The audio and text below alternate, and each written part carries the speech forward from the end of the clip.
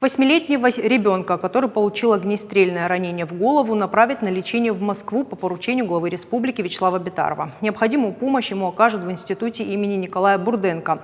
В Москву мальчика доставят спецбортом уже завтра. Расход на себя берет руководство республики. По словам главного врача детской клинической больницы Мурата Икаева, в республику из Москвы прибыл специалист-реаниматолог, который наблюдал за пострадавшим. Сейчас состояние мальчика позволяет транспортировать его в другое лечебное учреждение.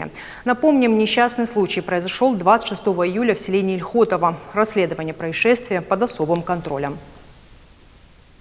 Состояние ребенка было очень тяжелое, понадобилось экстренное оперативное вмешательство. После консультации с институтом Бурденко, по данным нашего КТ, наши нейрохирурги провели оперативное вмешательство, что позволило стабилизировать состояние этого ребенка. Завтра ориентировочно около 9 часов утра здесь должен сесть борт МЧС, оплаченный республикой, для перевода этого ребенка в институт имени Бурденко для дальнейшего лечения.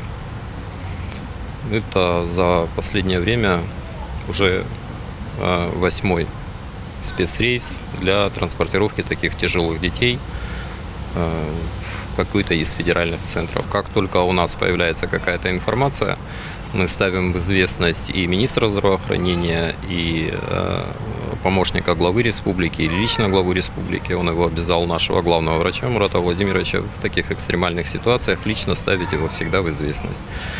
И от этапа транспортировки до договоренности с федеральными центрами, чтобы достичь этого в максимально короткие сроки, о том, что они принимают нашего ребенка, правительство принимает активное участие.